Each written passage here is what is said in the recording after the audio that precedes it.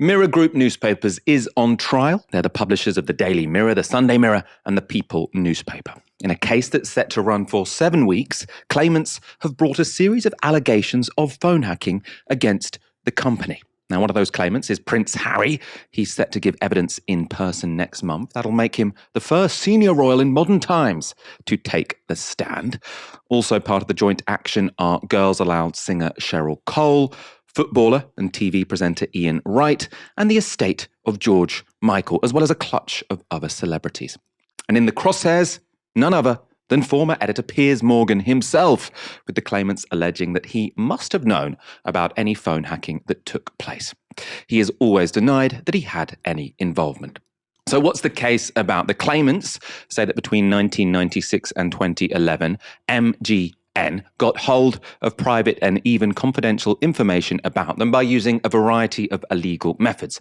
They say that journalists hacked into their voicemail accounts and listened to messages, and that they used private investigators to trick friends and family into handing over personal details, including medical records and financial information.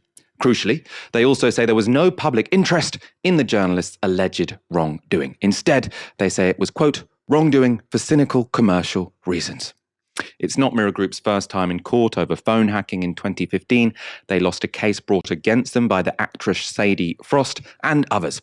In his ruling back then, the judge said that phone hacking was, quote, widespread and frequent.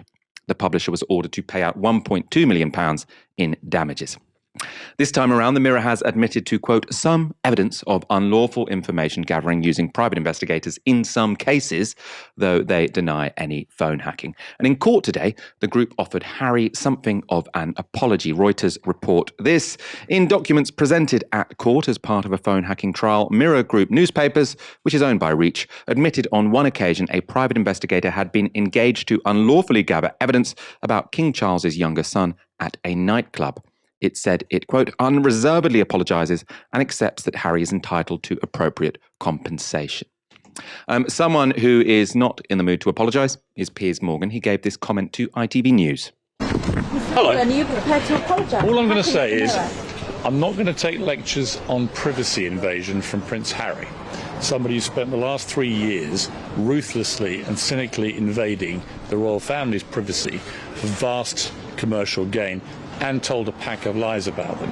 So I suggest he gets out of court and apologises to his family for the disgraceful invasion of privacy that he's been perpetrating. The High Court heard today that there were legal practices. That's all I got to say.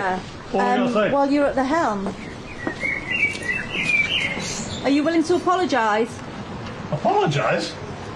I think Prince Harry should be apologising for his disgraceful invasion of privacy of the royal family. And others, by the way. Thank you. This is a man who was once fired after consistently opposing the illegal invasion of Iraq, fired for printing photos that he believed were photos of British soldiers torturing people in Iraq. And then fast forward a few years, and he's fired not for opposing the institutions of the British state or accusing them of torture and harassment overseas. No, he's fired for a singular, bizarre, anxious obsession with Meghan Markle and a defence, as you just heard it there, a passionate defence of an institution of British society that doesn't need that much help, the royal family.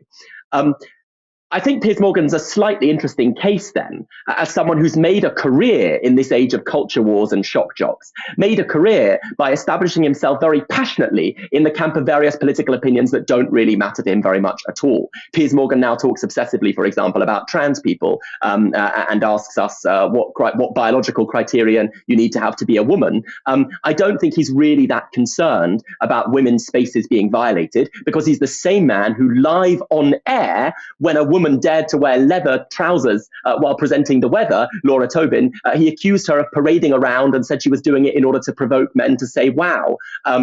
When she complained, he doubled down and refused to apologize. That's the same man who now sets himself up as a defense of women's spaces because he says trans people are attacking them. What's really going on there, of course, is he's identified a convenient moral panic, a convenient crusade that will up his ratings by shouting very angrily on TV every night about an issue that doesn't really affect him very much at all. That that's exactly what he does by having a go at Meghan Markle and Prince Harry, aligning with the most bigoted and reactionary segments of British society in order to keep his face on screen and ensure that Rupert Murdoch will continue paying him very handsomely. It's sad because he was once a journalist who opposed the war in Iraq, and he's now trying to pay the bills on that very nice house you just saw him entering by attacking some of the poorest and most vulnerable people in society, and then by ganging up on some very wealthy, privileged people, Meghan Markle and Prince Harry, not in the name of saying that their wealth should be redistributed to millions and billions of people all over the world. No, in the name of defending Charles and Camilla. I think really any of us could do better than that.